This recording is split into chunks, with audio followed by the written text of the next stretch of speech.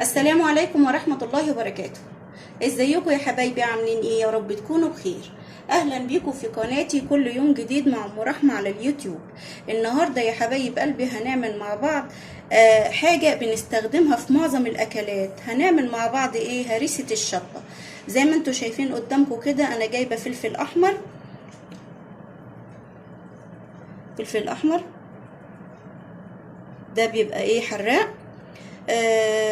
هعمله كده بطريقه سهله خالص وبسيطه جدا. احنا بنستخدم هريسه الشطه دي في ايه؟ في السمك، في البتنجان المخلل، في معظم الاكلات بنستخدم فيها هريسه الشطه.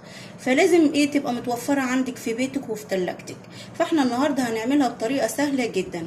هعملها في ايه؟ لو عندك كبه ممكن تهرسيها في الكبه، ما عندكيش هتهرسيها في الخلاط.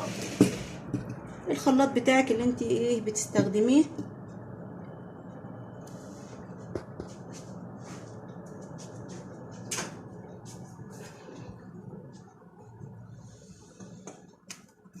هقطع كده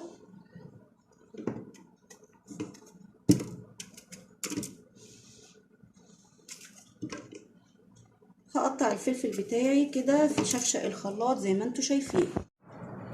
قطعت كمية من الفلفل في شفشق الخلاط. هحط عليه نص كوباية مية عشان بس يعني الخلاط يشتغل معايا.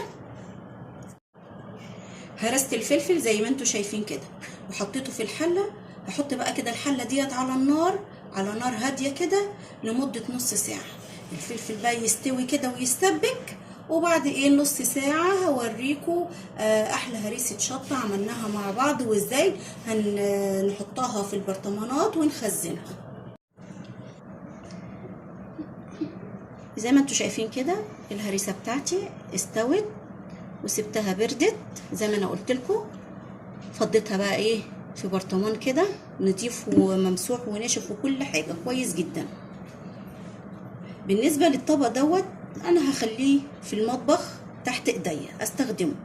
اما دوت هشيله في التلاجة، هشيله كده هيبوظ مني وهيعمل طبقه عفان. طيب انا هحفظ الهريسه بالشطه دي ازاي؟ هعمل ايه؟ هروح جايبه معلقه ملح كبيره كده حطاها على وش الهريسه، اوزعها كده، ومعايا شويه من الزيت احطهم كده. الزيت ده الماده الحافظه للهريسه، يقعد معاكي شهر شهرين يبقى ايه الهريسه محفوظه وكويسه، ما تعملش ريحه، ما تعملش طبقه عفان، وتبقى كويسه جدا معاكي وتحت ايديكي. الفيديو بتاعي كده خلص. اتمنى انه يعجبكم، اتمنى ان كلنا نستفاد من بعض لو بحاجه بسيطه جدا. في نهاية الفيديو يا حبايب قلبي إذا عجبكم الفيديو بتاعي لايك وشير وفعلوا لي زر الجرس واشتركوا لي في قناتي عشان يوصل لكم كل جديد. مع السلامة.